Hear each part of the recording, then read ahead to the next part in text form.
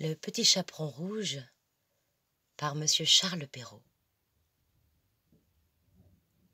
Il était une fois une petite fille qui était jolie. Elle était si jolie que sa maman, elle en était folle. Et sa grand-mère, elle en était encore plus folle encore. Sa grand-mère d'ailleurs lui avait confectionné un petit chaperon rouge qu'elle portait partout, tout le temps. Si bien que partout où elle allait, on l'appelait le petit chaperon rouge. Un matin, sa maman avait confectionné de magnifiques galettes qui embaumaient la cuisine. Et comme la grand-mère du petit chaperon était fort malade, la maman dit à sa fille: « Ma chérie, oh, tu serais bien gentille si tu pouvais amener cette galette, ainsi que ce petit pot de beurre, à ta grand-mère. Cela lui ferait tellement plaisir. » Le petit chaperon rouge, qui était fort gentil, accepta. Elle prit un panier, y glissa la galette et le petit pot de beurre et dit au revoir à sa maman et s'enfuit. Elle arrivait à l'orée de la forêt lorsqu'elle rencontra Compère Loup. Compère Loup, il n'avait rien mangé depuis plusieurs jours.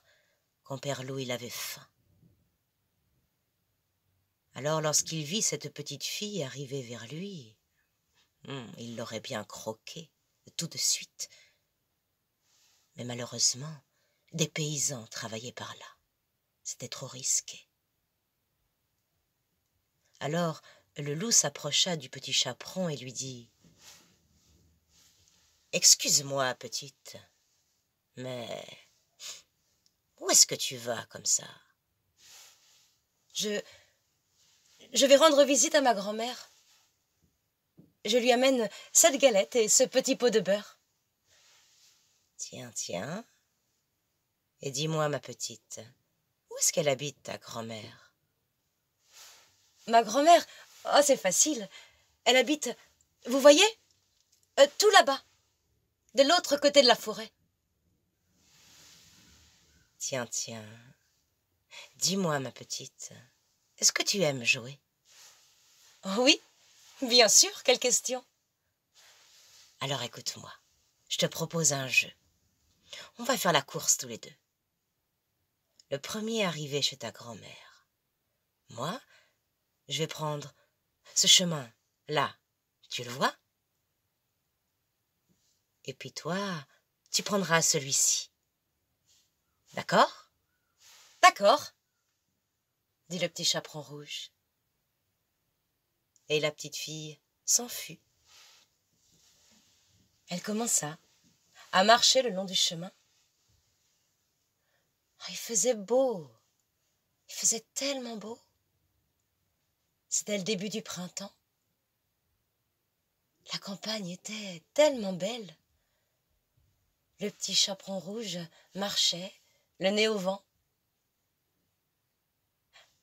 Elle regardait les nuages. Elle s'amusait à essayer de discerner des formes dans les nuages. Tiens, celui-ci, on dirait un lapin. Oh, et celui-là, un éléphant. Et celui-là, un serpent. Et puis elle continuait sa route. Un écureuil, suivons-le. Elle se mit à courir après un écureuil, mais elle l'a perdu de vue. Oh, quelle jolie fleur! Elle humait le beau parfum des fleurs. Bref, elle prenait tout son temps. Elle appréciait chaque fleur, chaque odeur. Oh, que cet arbre est beau! Le loup, bien sûr, il était déjà arrivé chez la grand-mère. Il frappa à la porte. La grand-mère, elle était au fond de son lit. « Qui est là ?» Le loup essaya de changer sa voix. C'est moi, grand-mère, votre petite fille, le petit chaperon rouge. » « Ma chérie, tire la chevillette et la bobinette chara. » Le loup tira la chevillette et poussa la porte.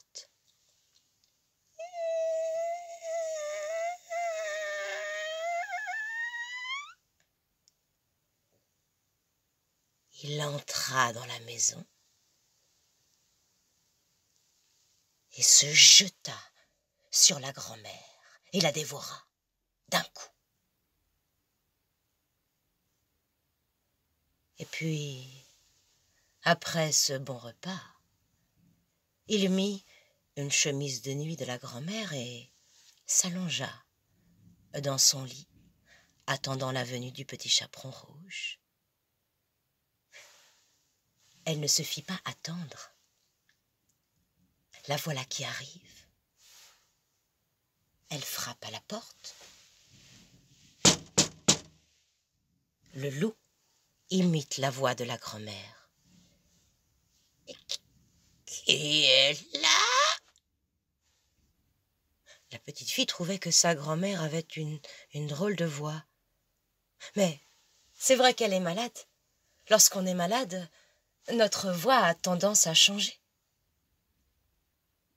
Alors elle ne s'inquiéta pas. « C'est moi, grand-mère, votre petite fille, le petit chaperon rouge. » « Tire la chevillette et la bobinette chara, » ajouta le loup. La petite fille tira la chevillette et poussa la porte.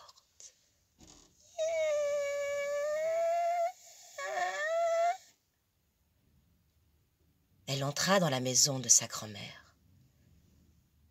Le loup pose le panier sur la table de la cuisine, déshabille-toi et viens me rejoindre dans le lit. La petite fille posa son panier sur la table de la cuisine. Il faisait assez sombre. Elle se déshabilla et puis elle rejoint le loup dans le lit.